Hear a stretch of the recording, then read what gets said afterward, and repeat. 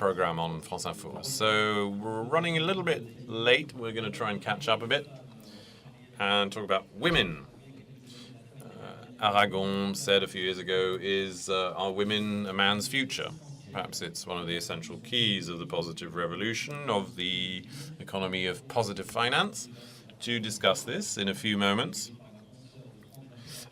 with my colleague Myriam Mascarello from France 24. Here's Myriam and her three guests, a debate about the place of women in the positive revolution. Myriam, please be seated.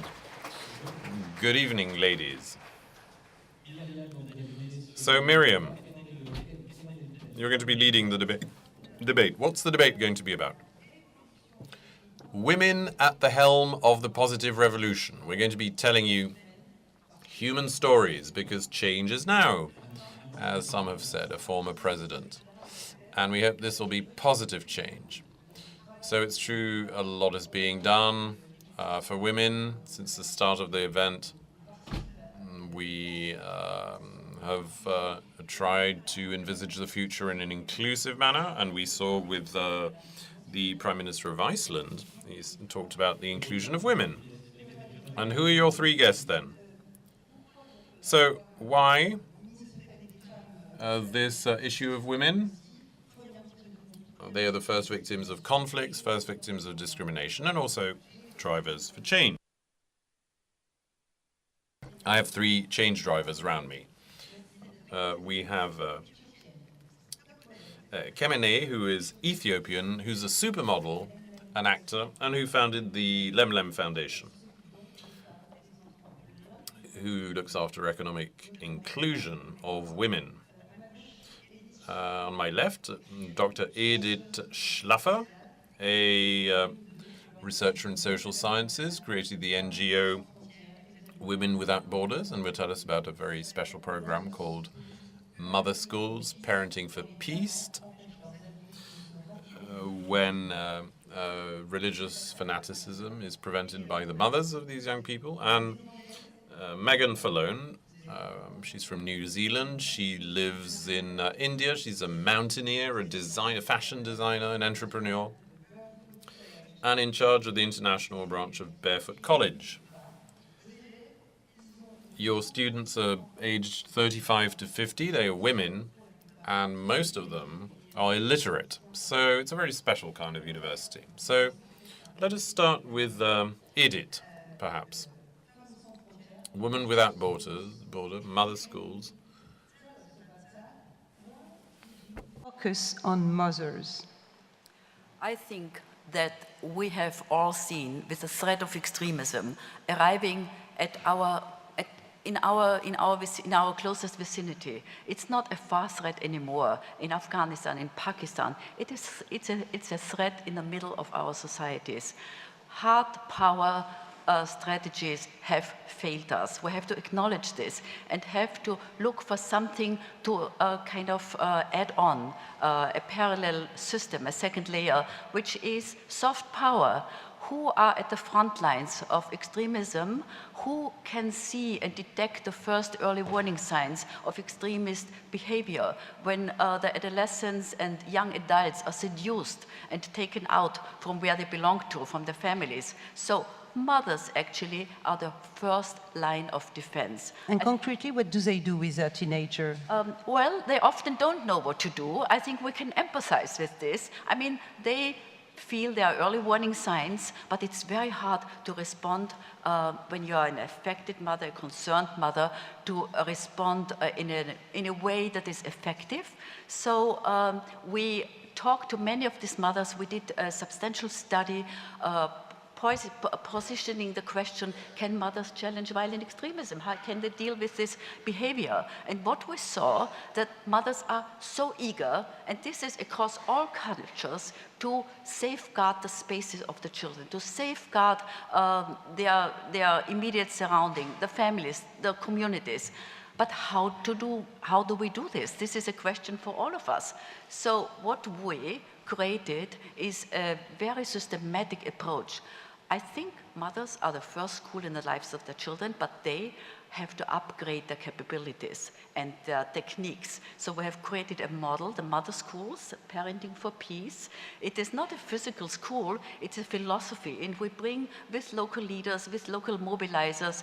Meanwhile, in 10 countries, mothers together who feel something is not quite right. And breaking through the stigma and the silence, this is the first step towards change. When we bring these mothers together, when we start building on their confidence, and when I say we, those are the trained teachers who work with the mothers within the communities, they are so eager to learn, and when they realize that they have the power for change and they get this confidence, they realize they don't only have the right but also the responsibility to speak out. And the kids, they bring these messages week to week. We have weekly teachings home to the dinner table conversations, and the husbands listen, the kids listen, and I think the image of this mother who is, just doing the usual household chores, it changes. The whole conversation over process changes, and they become bolder. They learn about early warning signs, and I think at the essence of these mother schools is that we encourage them to reclaim the recruiters' tools. What recruiters do, and they are often recruiters around them, uncles, it's like in domestic violence issues. They are uncles, they are teachers, they might be youth leaders, I don't know, they come in all outfits. They invest in time, they listen to them, they empathize them.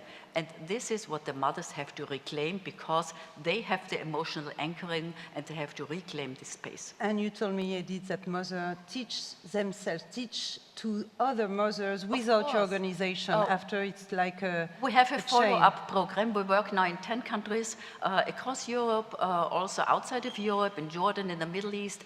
And what we started now with the emerging talents of these upcoming leaders from the mother schools, we run living room conversations, mother circles, where they kind of use their strength and newfound capabilities and knowledge and spread it. And this has a rippling effect across communities. And I think, speaking particularly here in Paris, strong mothers create strong cities. They create resilient communities and a safe world. Thank you very much, Edith. Edith Schlaffer, Women Without Borders. Let's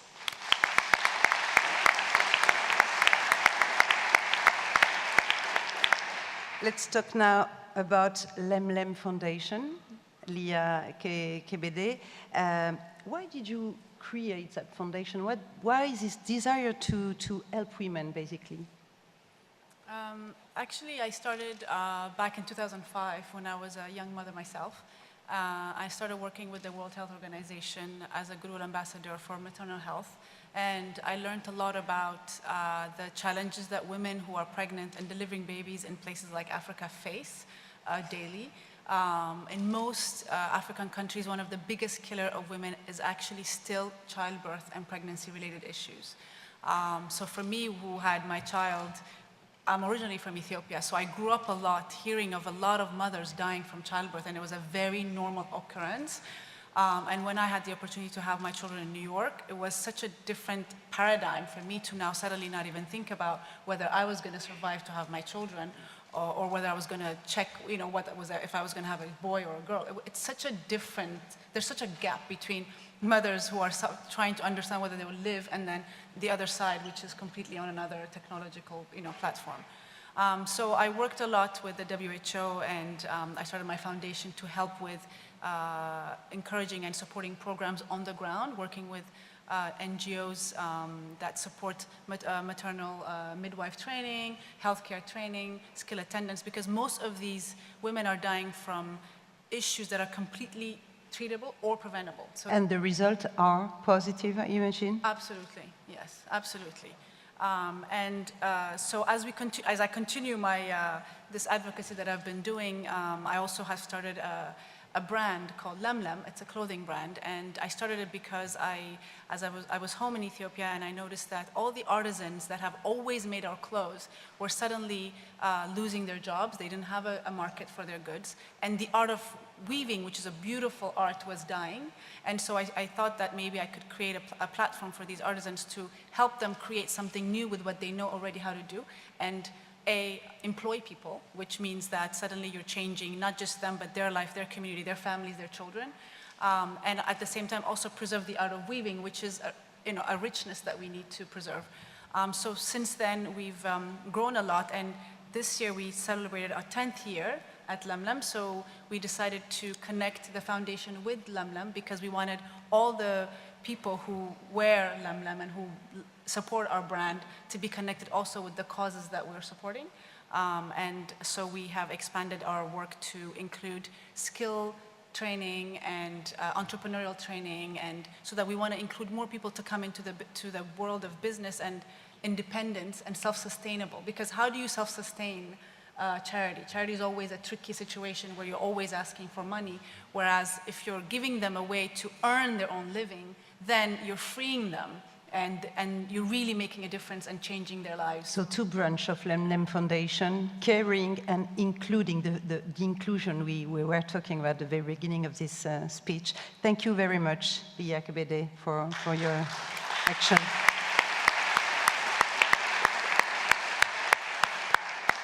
And now Meagan Fallone. So let's talk about this Barefoot College, about this strange university where people are not at all educated, let's say, arriving, of course, when they come, when they quit the university. In reality, they are already. Tell us about that. So the Barefoot College is a college in the world built by and for the rural poor. And it's based on a philosophy, lifestyle, and work style of Mahatma Gandhi. At the central of Gandhi's belief was the idea that the wisdom, skills, and knowledge that very poor communities need to succeed and reach their aspirations already exist in those communities. And that somehow in the last 50 years, we've managed to disempower rural poor communities by telling them that their solutions, their ideas, their technologies, their wisdom, their cultures aren't quite good enough. So everything we do is about honoring people who know already how to solve their problems, who have cultural and beautiful mechanisms. And the thing is that you come and pick them all around the world. Just tell us about that. The college started in India, but today it comprises both a meeting place, a convening place for passing knowledge that is completely a social justice environment for which people who have never been to formal education, never had any formal education, are accepted and valued for what they already know and what they can do. And that idea, that movement, has spread now to 92 countries in the developing world. We have trained more than, just to give you one idea, we have trained more than 1,300 barefoot women solar engineers who fabricate circuit boards, solar home lighting systems, and have made us the single largest distributor of solar home lighting systems at the bottom of the pyramid globally. And we are a not-for-profit. Meagan, why do you focus on women? Why not men? Men can improve their knowledge too.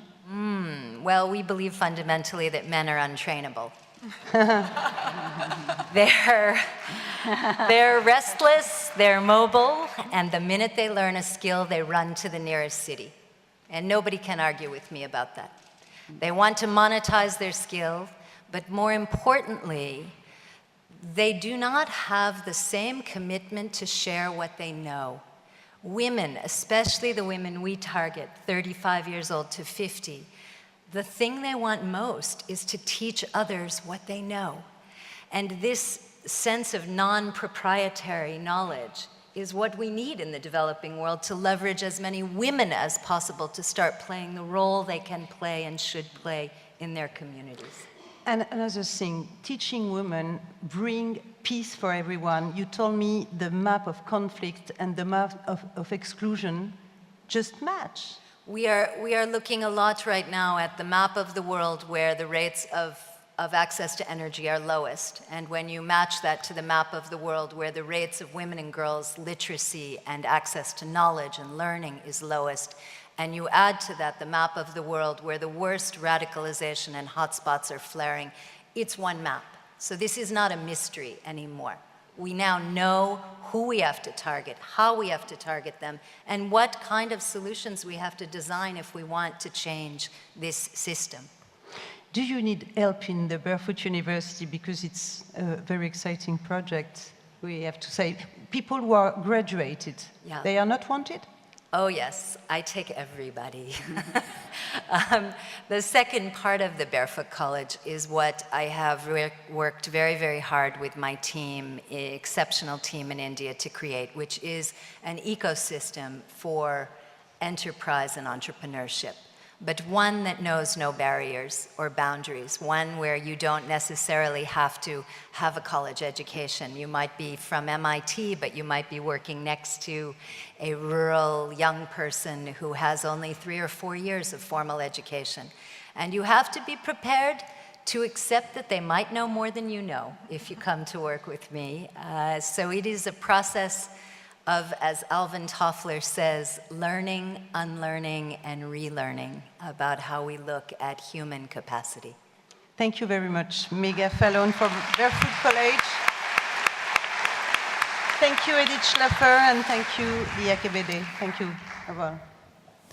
Merci beaucoup, Myriam Mascarello de France 24, que l'on peut applaudir, et vos 3 invités. Merci, mesdames. Merci beaucoup. Pour ce... Well, thank you. Thank you, ladies, for this